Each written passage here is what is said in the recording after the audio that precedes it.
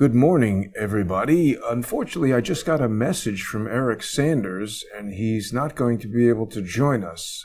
But I was literally about to go live, and rather than cancel the show, I've prepared a lot of material that I wanted to share with people. So I figured we'll just go through it. I wanted to get Eric's input. He's a former NYPD officer and an attorney, and basically want to take people through a bunch of evidence, so it would have been helpful to have him with us, but he's got some kind of legal pressing matter. You know, lawyers are busy, so unfortunately we lost him for this morning.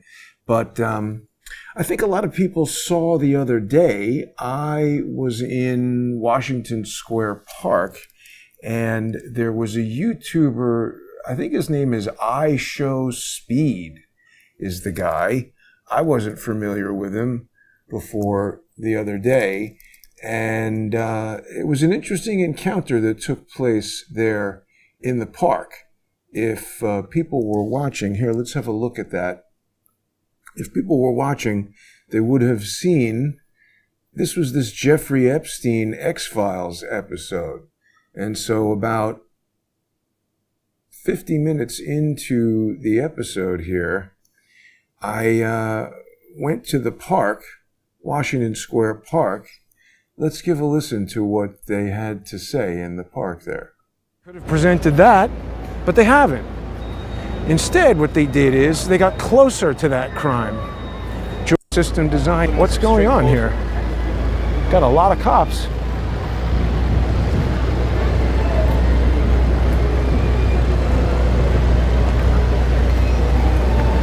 Something wrong? No, there's a YouTuber that's in the park, so his fans are all here. Wow. So that YouTuber gets all these police?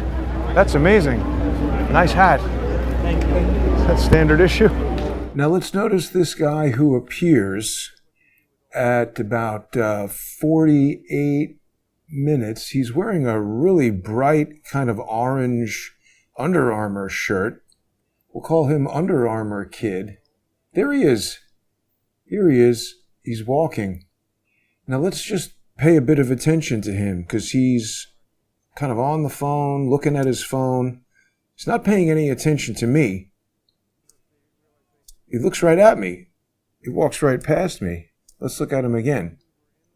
So 48 minutes into this video, this kid's not interested in me at all. He looks right at me, walks right past me, says nothing. So anyway, I proceed into this crowd. I'm noticing, I mean, they've really kind of taken over the park. There is a pretty large crowd there. Seems like more police than this crowd would necessarily warrant, but okay, maybe the police are being careful. They're not telling anybody you can't ride bikes, which is, you're not allowed to ride bikes in this park. Let's listen.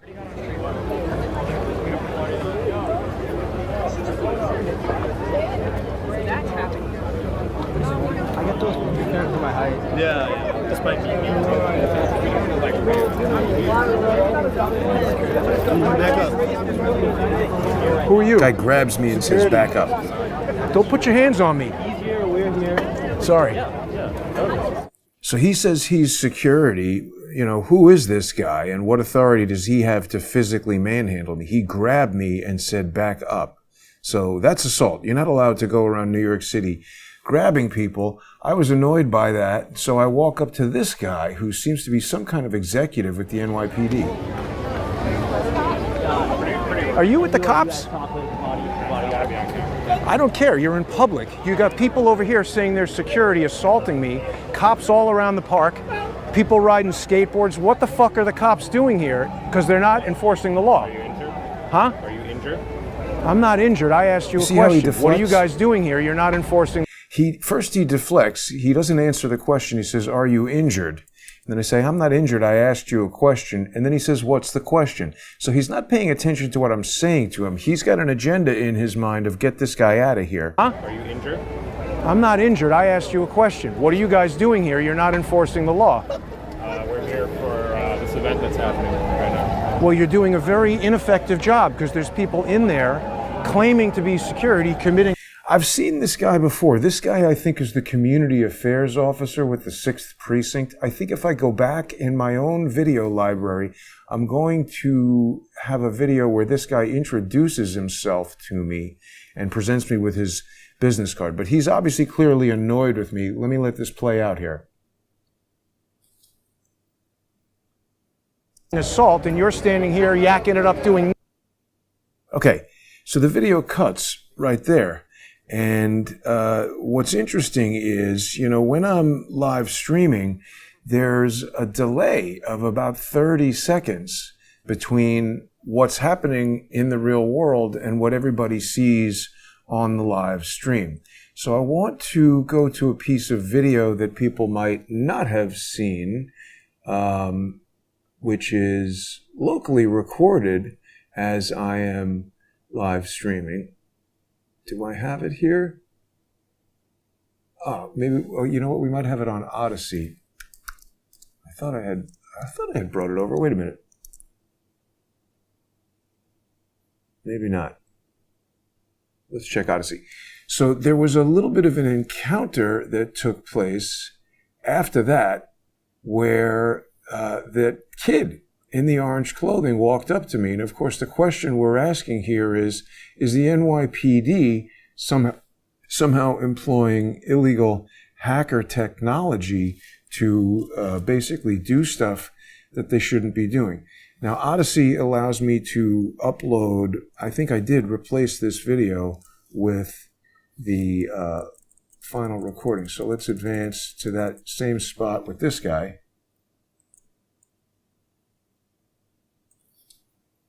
He asked me if I'm injured. We're here for this event that's happening right now. Well, you're doing a very ineffective job because there's people in there claiming to be security committing assault, and you're standing here yakking it up doing nothing. Okay, so I walk away, and there's this kid. I don't want to be on camera. I don't give a fuck. You know the vibes. Be outside with the on-camera. So what does he say to me? Boz, be outside with the on-camera. What kind of, slack-jaw nonsense is that Scooby-Doo looking idiot talking about? So I found it very, very strange because the second that kid walked up to me, the live stream was cut. And that's just a little bit too coincidental for my taste. There are certain logs in the iPhone that you can look at. And also there is a diagnostic tool within the live streaming software. So I was looking at the diagnostic tool there, and it shows that exactly 352:02, this is the process, killed. This is my live streaming software giving me a report. Now there's a more extensive diagnostic report that I can get to, but we won't get into that right now. But basically, this just says that the process was killed. You can see that the previous video here, or the previous launching of the software, was normally terminated by me, so there's just no message at all. That's the regular behavior of the software. The fact that it says that it was killed means that something externally ended the process unexpectedly. And I think it was that kid. So you might say, oh, Jason, what did he do? If he's using a Stingray, which is sometimes called a dirt box, which is an IMSI catcher, that sort of thing works by broadcasting a cellular signal, simulating a cell tower. For people who don't know, your mobile phone works. You can travel all around the country talking on the phone and even go from cell zone to cell zone because the phone detects radio signals from towers. Let's ask Google, how does a cell phone work? Basically, you move around and it is receiving radio signals in cellular areas. It's divided up into sort of like circular areas. When you're nearby a cell tower, your phone picks up the strongest signal and communicates through that. Everybody has experienced a dropped call. That'll frequently happen if you are traveling between cell towers, cellular zones, and there is insufficient coverage. You're in an area where, there's sort of insufficient coverage, and the handoff between one cellular zone and another cellular zone doesn't quite work correctly. So you can see they have towers all over the place, and they create these sort of circular or approximately circular zones. When you are in a zone, you're getting a strong signal. When you're on the edge of the zone, you're not getting a very strong signal, and your phone will automatically detect the next strongest signal and switch to the next cell tower. You don't have to do anything. It does it all by itself. So the way a Stingray or an IMSI catcher or a dirt box or whatever you want to call this thing, the way it works is it simulates the radio signal of a cellular tower. So somebody operating one of these things can basically go near your phone and capture the signal of the phone. That's the broadcast signal that you are sending out from the phone. And the thing is, I'm not suggesting that that is what happened.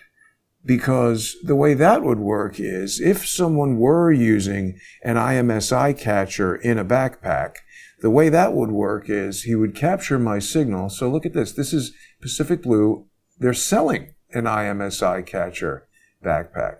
Cellular devices are used for various nefarious activities, including terrorism, criminal activity, search and rescue operations, and much more. In the last 10 years, cellular devices are at the core of these negative activities, allowing criminals to... So what this does, this is an active cellular system, also known as an IMSI catcher. It provides the operators with the capability to extract cellular identities in a designated area of interest. It does a lot of things. What it basically does is it allows the person wearing this backpack to walk around and capture the signal for your phone. So just as you're driving down the highway and you're talking to someone on the phone from one tower, when you switch to another tower, that next tower is carrying your phone call to the phone network and connecting you to the person that you're talking to. The way an IMSI catcher works is it will intercept the signal being broadcast from your phone, and it can do a number of things. If the police don't want the broadcast going out anymore, the signal can terminate at that backpack. Basically, it acts like a tower that captures your phone, and then that's it. The broadcast goes nowhere.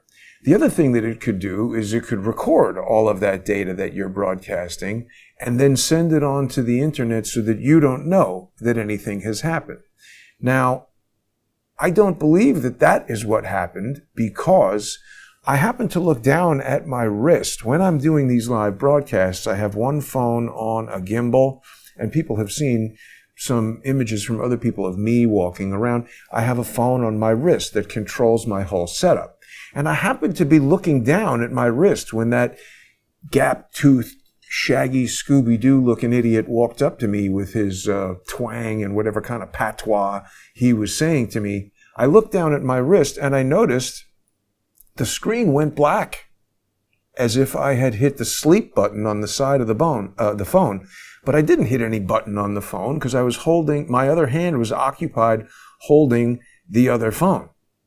So someone, or a coincidence, initiated a remote sleep on my phone, and that is what killed the process. So that struck me as a very odd and particular form of failure that I wanted to investigate further. Now, a lot of people might say, oh, Jason, your battery on the phone probably died. That must have been it. I thought of that, and I thought that people would say that that might be the occurrence. Let's watch this. Can people see that? 4:15, 4:14, September 3rd, minutes after an incident that just occurred in Washington Square Park. God damn it, I'm hitting all the wrong buttons here. And I just want to show everybody the phone was turned off, and it wasn't due to low battery. You can see right here, the battery is still at 100%. And so there's no way it could have even been... Did people see that? My point is, there's the battery, 100%. So if the battery had died 20 some minutes before, there's no device that I know of that can charge the phone. I mean, certainly not while I'm walking around. This is the wrist phone. And you see, I've got it wired up. One of these wires connects to a battery that's also strapped to my wrist that powers this whole setup for a little more than an hour before it even touches the iPhone battery. This video had been going for something like 52 minutes. It was started at 3, and at 3:52, gap-toothed, shaggy Scooby-Doo kid with the Under Armour shirt comes up to me and does what he does. And so I hadn't even depleted the auxiliary battery. That's why this iPhone battery was at 100%. I could have gone for another hour or two before the battery would have died. There was no thermal event on the phone. That would have been recorded in the iPhone's own internal logs. And as I was walking home, it occurred to me that I really feel like the NYPD did something here. And this might come into my existing lawsuit against the NYPD. It might be the cause of another lawsuit against the NYPD. So I wanted to have this contemporaneous video evidence so that they couldn't say, oh, his battery probably died at that precise moment, which would be coincidental on its face, but I really wouldn't be able to prove without that video that it wasn't a battery death. So people might be thinking, oh, if it wasn't an IMSI catcher and it wasn't a battery death and it wasn't a thermal event, what could it be? Well, I've spent kind of a lot of time thinking about this, and I've discovered that there is an IT security company called Oligo that, frankly, just this April 2025, discovered a Bluetooth security vulnerability in Apple's AirPlay stack, a Bluetooth stack that involves their AirPlay software that Oligo Security has dubbed Airborne attack. And this is a very complex kind of attack. It involves somebody here. Let's take a look actually at Oligo software, the Airborne Wormable Zero-Click Remote Code Execution, RCE, meaning you as the user don't have to click on a phishing email or go to a particular website to activate any kind of software. This is a remote code execution zero-click exploit, meaning someone can walk up to you and remotely execute code that causes something to happen on your phone. And it puts Apple and Internet of Things devices at risk. So Oligo Security Research has discovered a new set of vulnerabilities in Apple's AirPlay protocol and the AirPlay software development kit, which is used by third-party vendors to integrate AirPlay into third-party devices. So they're talking about, those little Apple, what do they call them? AirTags. Those are Internet of Things devices that are susceptible to this type of attack. And let's see, there's one other image here that I want to share with everybody.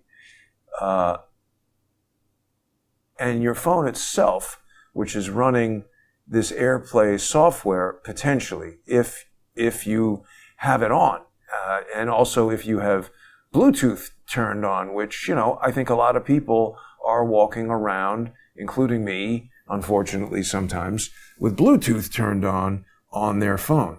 And basically what that means is if you have this AirPlay software active and running on your phone, which unfortunately I did, you can see that AirPlay was set to automatic and handoff and transfer to HomePod and continuity camera were on. Now, even though I had the AirPlay receiver turned off, these other features do make the phone susceptible to this type of remote code execution attack.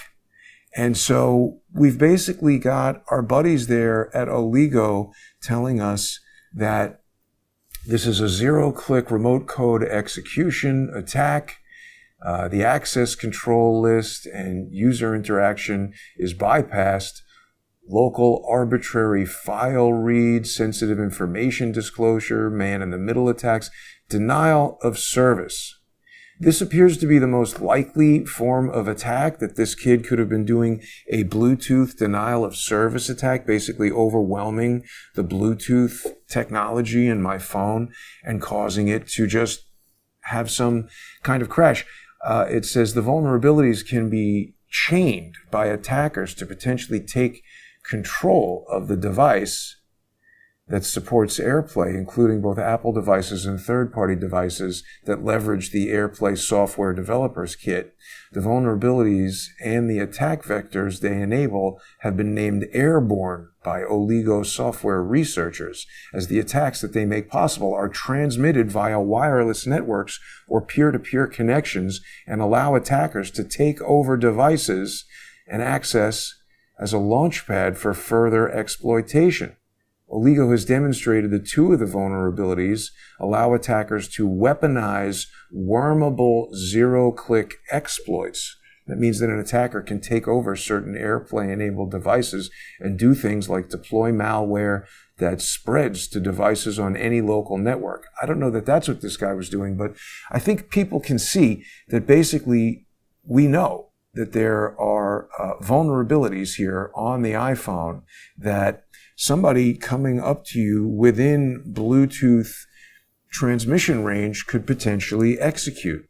So there's another video that I had recorded that I don't think everybody got to see. Well, first of all, oh yeah, I do have the video there. Well, I could have played it locally.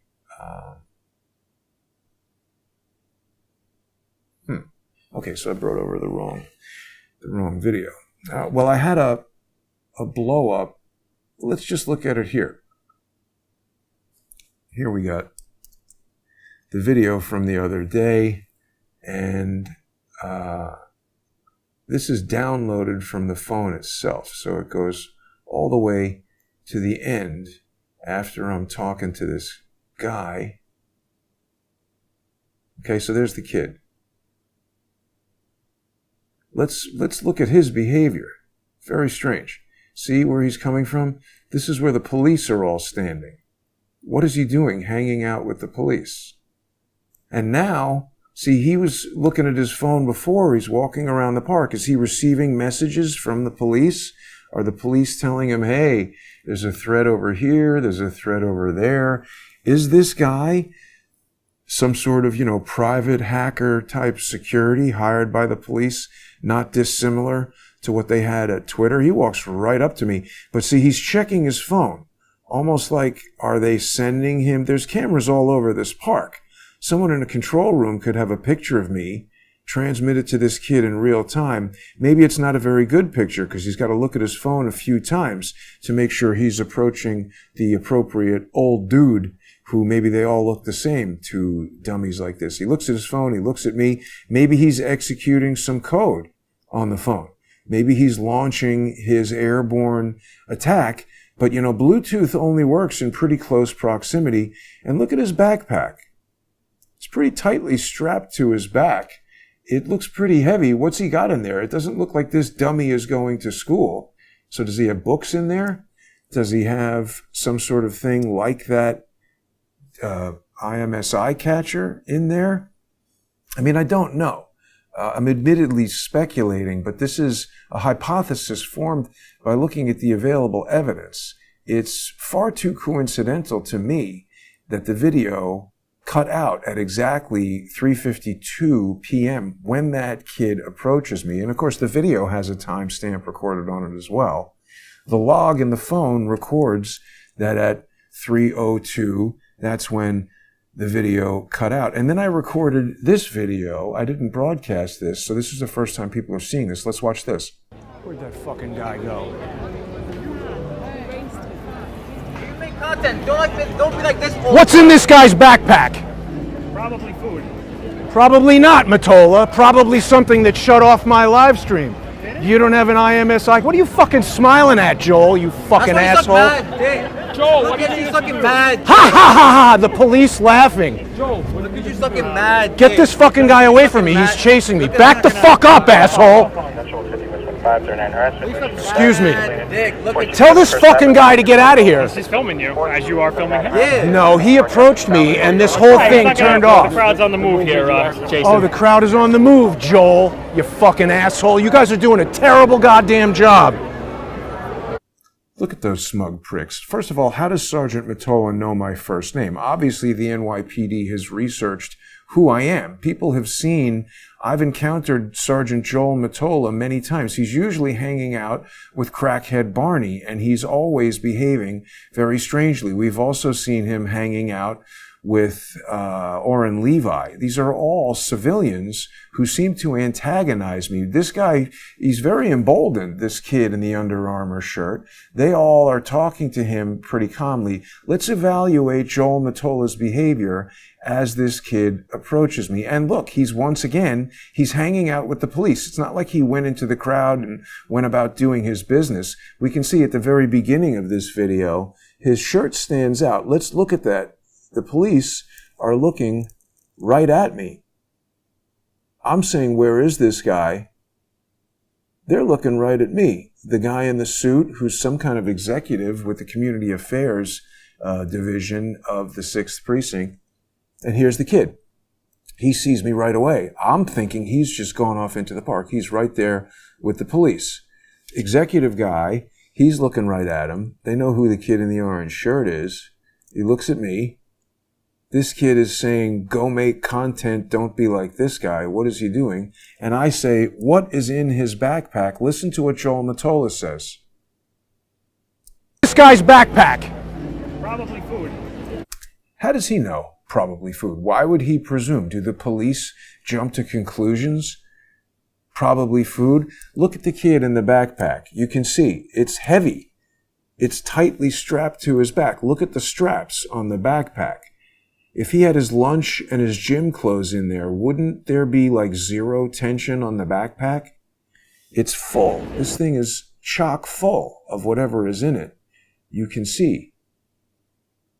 He doesn't want me to see it. He's kind of hiding the backpack. This guy's as he walks backpack. around. Probably food. Probably not, Mottola. Probably something that shut off. He laughs immediately when I say probably not, almost as if he knows what's in there and he can't control his response to me also knowing. Not, Mottola. Probably something that shut off my live stream. You don't have an IMS. Did it? He says like a wise ass. Now this guy who didn't want to be on camera, he looks quite satisfied that I'm being antagonized right now, doesn't he? This kid is coming towards me, telling me suck my dick.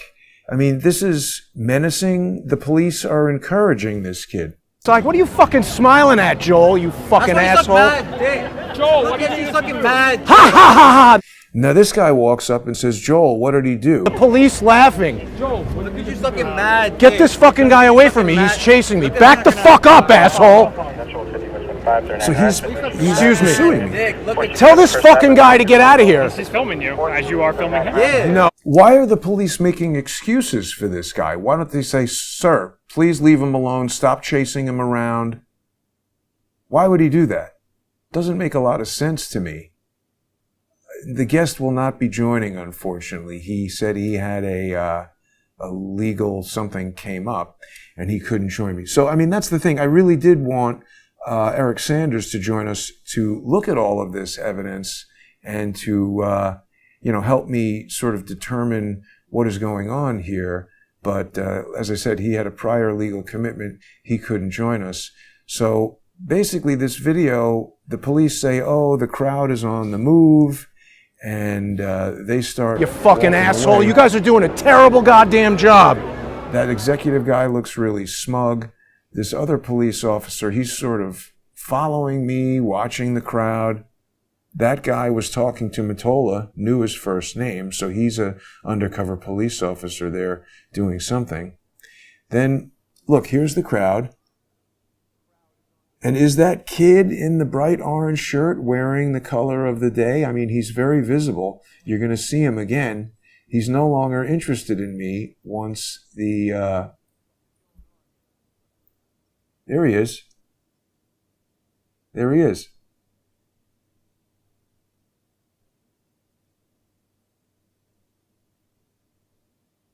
Very close to our executive guy, who's also looking at a phone. So, I mean, the cops are always looking at their phones, but is it normal for them to be so closely hanging around one particular individual? There he is. He's walking right with them. You can see them right above me here. See those two guys? They're really walking closely with that kid. And the bright orange shirt makes him really easy to spot in the crowd. He's no longer interested in me at all. If he was just a miserable little prick, wouldn't he be coming after me? Look at this. He's even walking right towards me, not even looking at me. Wouldn't some asshole kid in the park who wants to antagonize that annoying old guy keep pursuing me? This kid is acting like a sentinel in the park. And I think he's using some sort of equipment in the backpack to launch these airborne exploits, these what are they called? These remote code execution exploits as identified by Oligo security here. A remote code execution attack. Now, can the NYPD just do that? Launch remote hacker intrusions on my phone? It seems like a violation of the computer, what is it called? Computer Intrusion Act?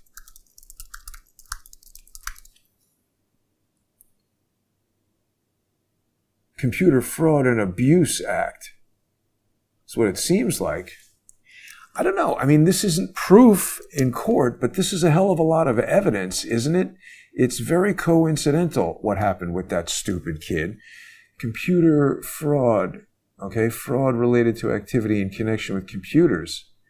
Having knowingly access to computer without authorization or exceeding authorized access, and by a means of such conduct, having obtained information that has been determined by the United States government pursuant to executive order or statute to require protection against unauthorized disclosure.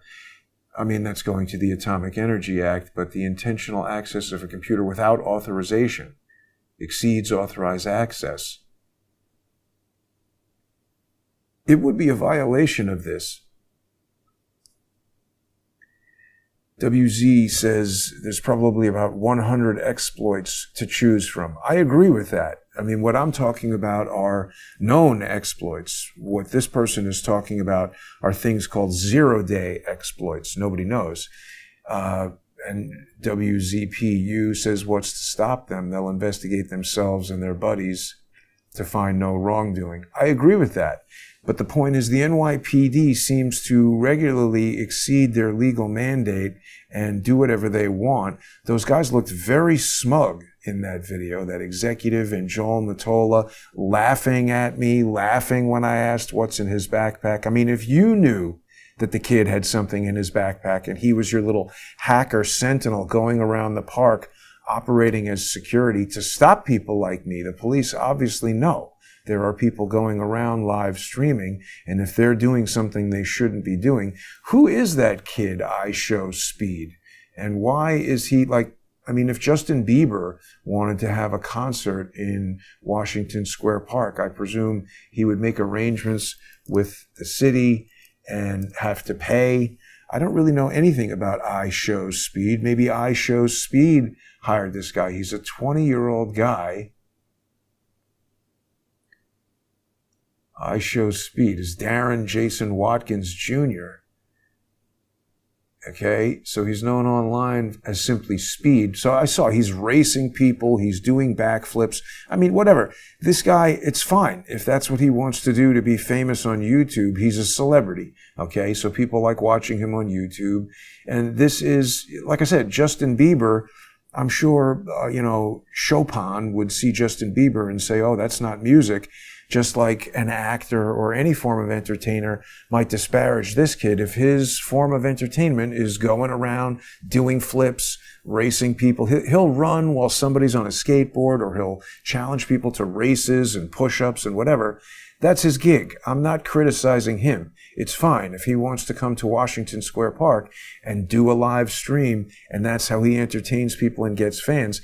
But it literally is on par to Justin Bieber or the Beatles or whoever comes to a location. Can you just shut down the park and get that kind of massive police presence? And by the way, what is different about this kid showing up in Washington Square Park and having his thug buddies grab me and say I'm security and physically remove me from a location? What's different about that versus Elon Musk having his bodyguards wearing concealed carry weapons and kicking me out of a space that I have every right to be in? They didn't have NYPD in there telling people, uniformed officers telling people don't go beyond this space. It's been closed off for a designated special activity. They just have some thug wearing a black jumpsuit grabbing me. That guy has no right to put his hands on me, and the police are trained for how to do this stuff. Ostensibly, they wouldn't put their hands on you. The very fact that they appear in a police uniform signals to a person that something official is going on here, and if a police officer says don't step beyond here, you understand the nature of that order. If a random guy in a black jumpsuit tells me not to do something, he has no authority to tell me what to do. People are saying they need to ID that kid. I would like to know the kid's identity. It could be probably done through a lawsuit against the police. Don't do it in public. If you want to send me a private message, if you know who that kid is, I'd like to know. I have a feeling I have a lawsuit here against that kid and the police. And in fact, I think I'd like to press charges. Obviously, the police won't do it, but if he has just intruded in my computer device, that kid might have committed a felony. Is that a felony?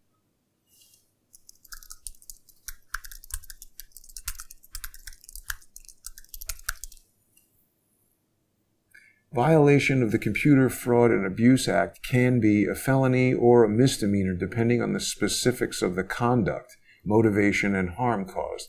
Felonies are reserved for more severe offenses, such as accessing a computer for financial gain, to commit another crime, or to obtain information valued over $5,000. Primary factor is the intent behind the illegal conduct. Hacking with the intent to commit another crime or cause physical injury can elevate the charge to a felony. Accessing classified national security information is a felony. Attempting to access a protected computer without further action might be a misdemeanor, but successfully hacking and causing significant damage is more likely a felony. But what about violates the police violating my First Amendment rights and my Fourth Amendment rights?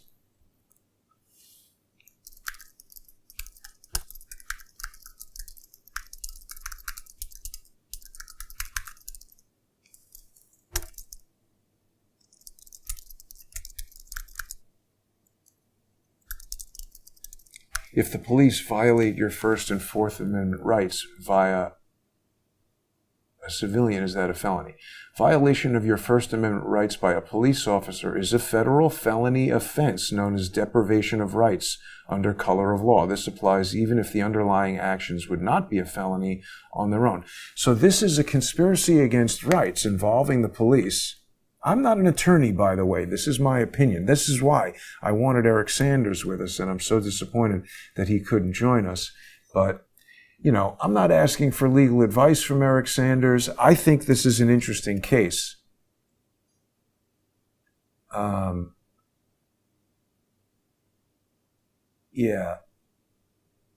Not able to join.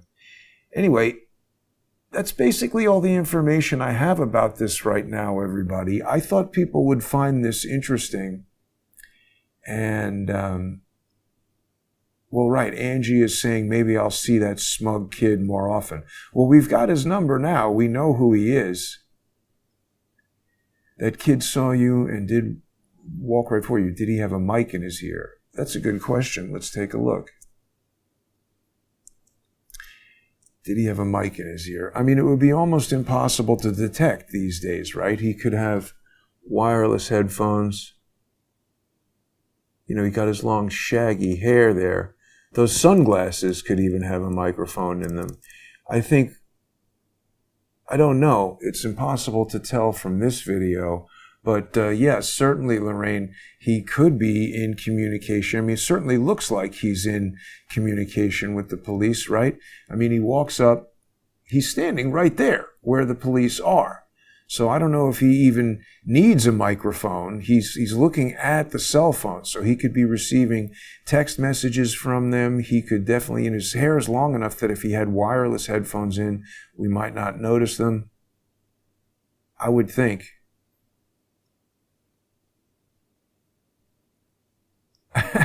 WZP says he's surprised the orange shirt doesn't have leaves growing out of him. He's such a plant.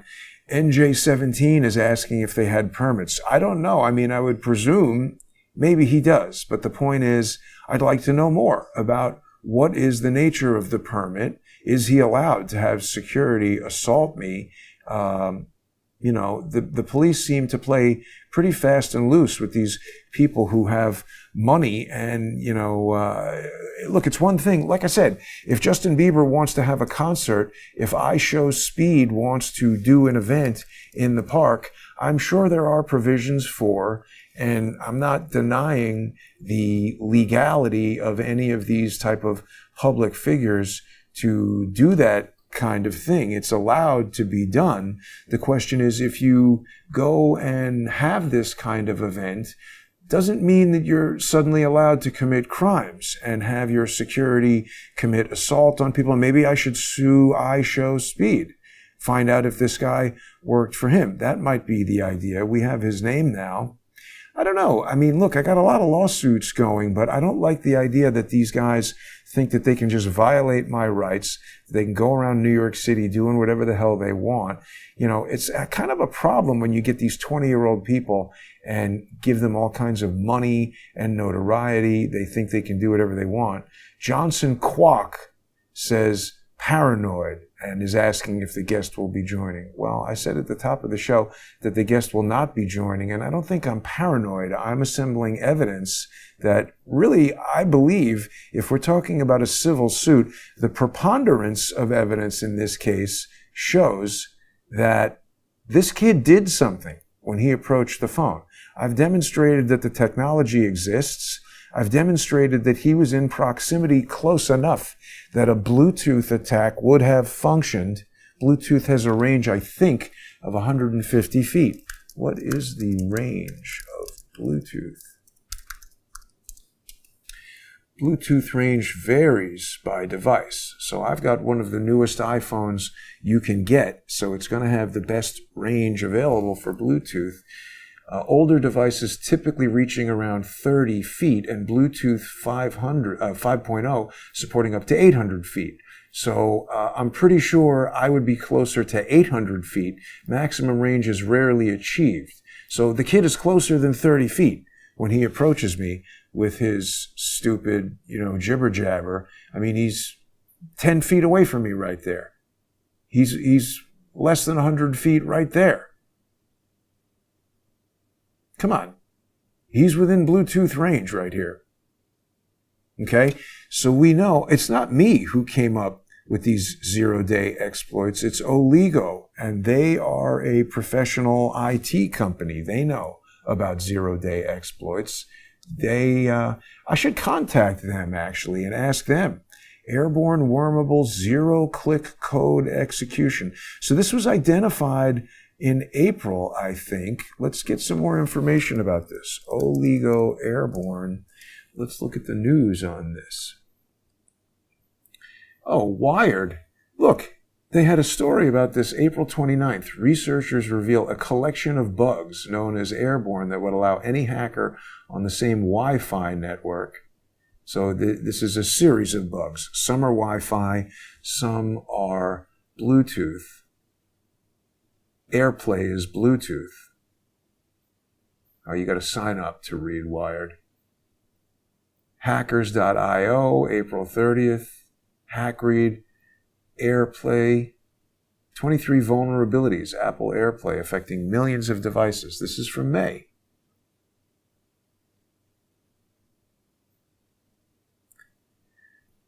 "23 vulnerabilities." Also, so this has been known since. Data theft on iPhones. Cybersecurity firm has revealed major vulnerabilities. 17 security identifiers. Zero-click RCE. Yeah. Someone says, so Hack 5. What is that? We've got WZP saying Hack 5. Maybe that's a website.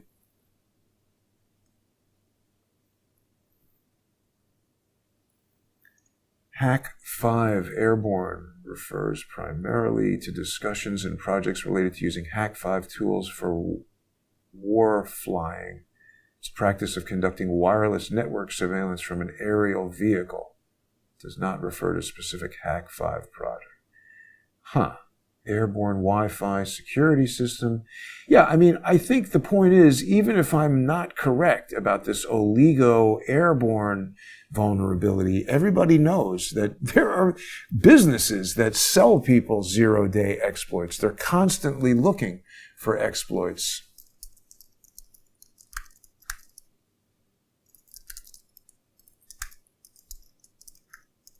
People remember I was talking about this guy, Matt Tate, and Matt Tate, he started a company called, what was it called? Yeah, here it is. So for some reason, Apple dropped the lawsuit.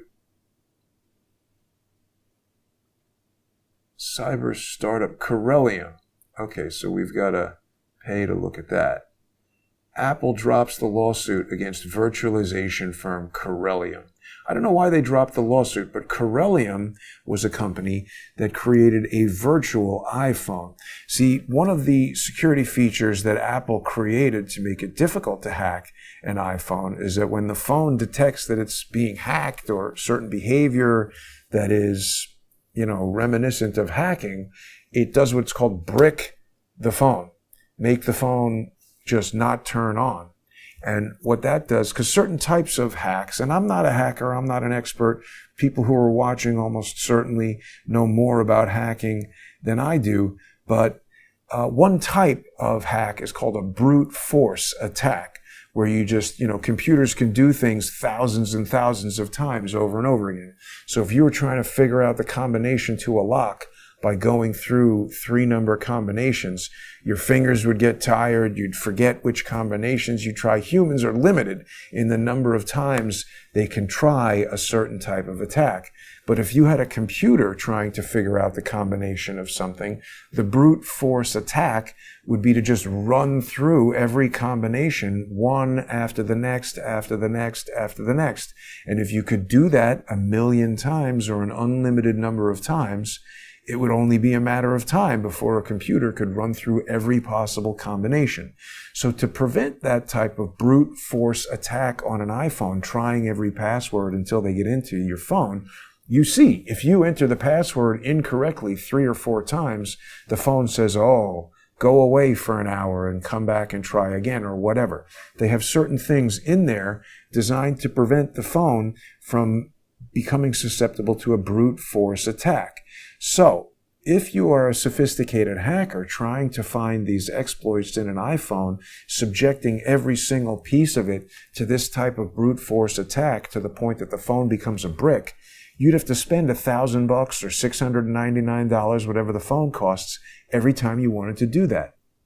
So what Corellium did is they created a virtual iPhone, software running on a computer that is an iPhone, essentially. You can run the iPhone OS on a computer program that makes the OS think it's running on an iPhone.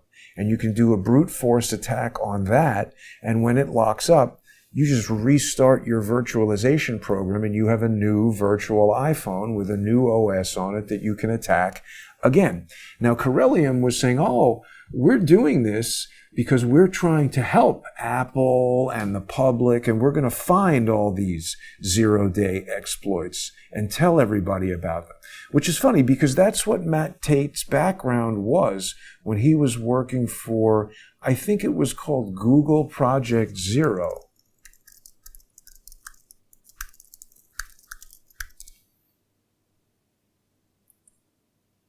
Yeah, so here's Project Zero, and this was Google's team. After finding a number of flaws in software used by many end users while researching other problems, such as critical heartbleed vulnerability, Google decided to form a full-time team dedicated to finding such vulnerabilities, not only in Google software, but in any software used by its users. The new project was announced July 15th, 2014 on Google's security blog. When it launched, one of the principal innovations that Project Zero provided was a strict 90-day disclosure deadline. Okay, so basically what this is telling you is Google put together a team of elite hackers, and their job was to find these zero-day exploits and tell people about it. So Matt Tate is closely associated with the Brookings Institute and the Lawfare Institute, run by our friend Ben Wittes. Matt Tate was involved. I know about him because he was involved in this whole thing having to do with Peter Smith. We can see right here, he says that he worked at Google Project Zero. He previously was the CEO at Capital Alpha Security and a consultancy in the UK. He also worked as an information security specialist at GCHQ. That's the British equivalent of the NSA. And he's the chief operating officer of Corellium. So Charles Ortel and I had determined that this Capital Alpha Security was essentially a sham. We looked it up on a UK company's house and found that it basically was started with £1 and basically closed before it ever conducted any business. This is the UK Companies House government website, and we can start a search for Capital Alpha Security. This is Matt Tate's company. Oops, looks like we had a period in there that we don't want. Here we are. Okay. It's dissolved. Filing history. Here, let's look up people first to make sure we're looking at the right thing here. There it is, Matt Tate. Okay, one officer. Okay. Filing history. I seem to recall this thing. Accounts for a dormant company, Final Gazette. This thing basically was started with £1 never transacted any business, and then closed. So he's basically, hacking the corporation. He's a British engineer. He's the director. Great British pounds, amount paid per share. £1 per share. So he starts a company. This is, a shell company that he started to, I guess, add credibility to himself, saying he's a cybersecurity expert. This guy is a trickster, is what I'm getting at. So I don't trust Corellium software. He is warning people about stolen zero-day exploits. Well, it's a very convenient way of releasing lots of zero-day exploits, but this thing is allowed to operate.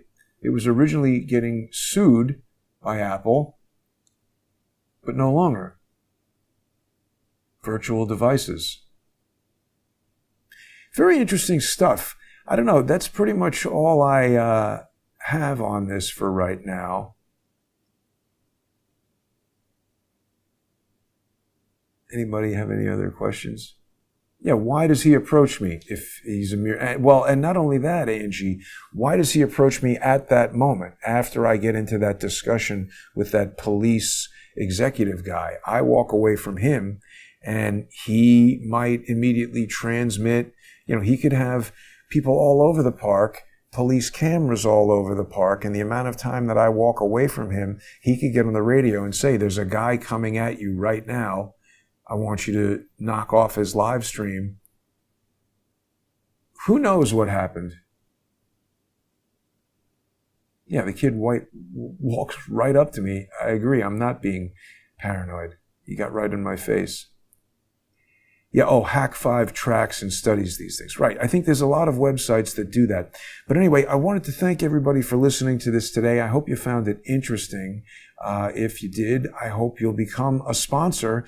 You can sponsor Crowdsource the Truth by going to crowdsourcethetruth.substack.com. Sign up on there and subscribe. You can send a one-time sponsorship payment to paypal.me/crowdsourcethetruth.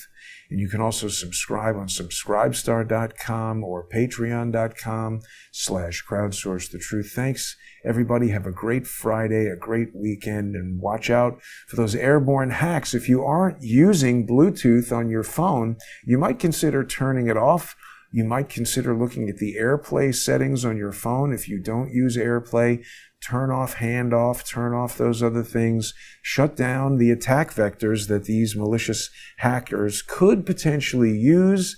And thanks for watching, everybody.